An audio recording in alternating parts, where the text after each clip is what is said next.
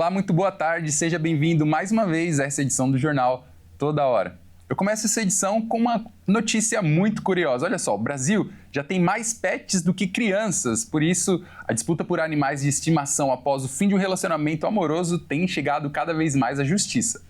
O Brasil tem hoje mais de 150 milhões de animais de estimação. O número mostra como os pets ganharam espaço nas famílias e passaram a ser considerados parte delas. Com o fim de um relacionamento, a pergunta sobre quem fica com o animal também pode virar motivo de disputa. Nesses casos, a justiça passa a observar quem realmente cuida do pet no dia a dia, como alimentação, passeios e acompanhamento veterinário. Bom, o ideal é que seja um acordo amigável, né? Mas a gente já presume que num divórcio, numa dissolução da união estável, os ânimos podem acabar atrapalhando, né, numa decisão mais sensata.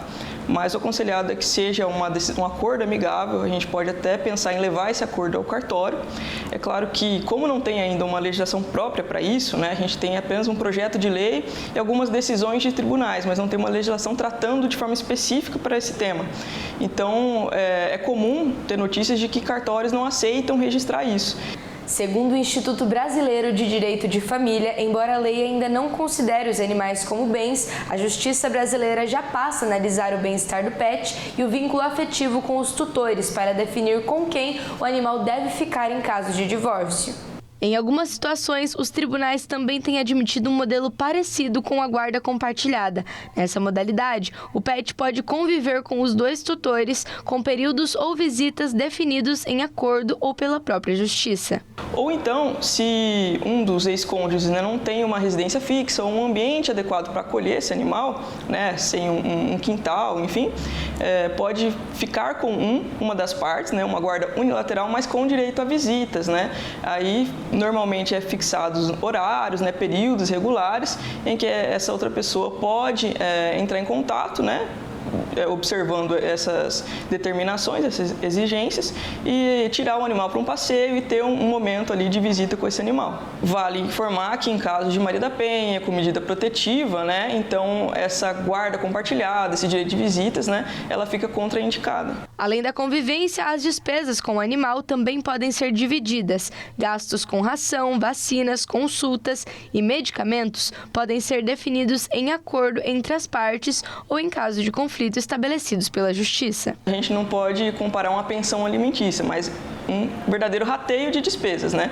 Então, dependendo de como ficou a guarda do animal, né, pode ter um rateio de 50-50, ou então cada uma das partes pode se incumbir de assumir todos os ônus, todas as despesas e os gastos enquanto estiver na posse do animal, né, com a guarda do animal, se eventualmente está num regime de guarda alternada, né?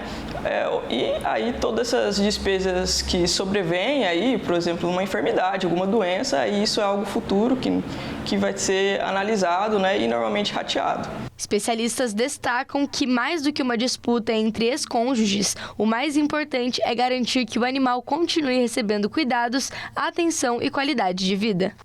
O presidente dos Estados Unidos, Donald Trump, garantiu que a guerra contra o Irã terminará muito em breve, mas não definiu uma data. Já Teherã rejeitou as palavras do líder americano. O presidente americano Donald Trump assegurou nesta segunda-feira que a guerra contra o Irã terminará muito em breve, sem precisar quando.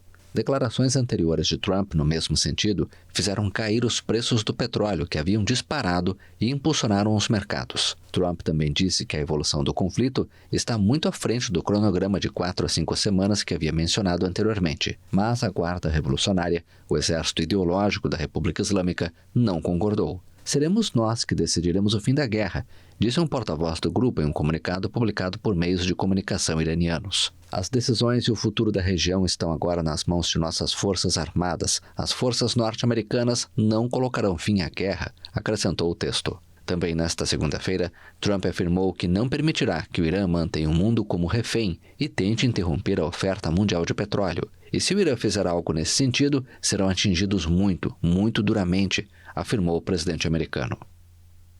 Bom, essa edição fica por aqui. Eu agradeço a sua companhia e te desejo uma ótima tarde. Tchau, tchau.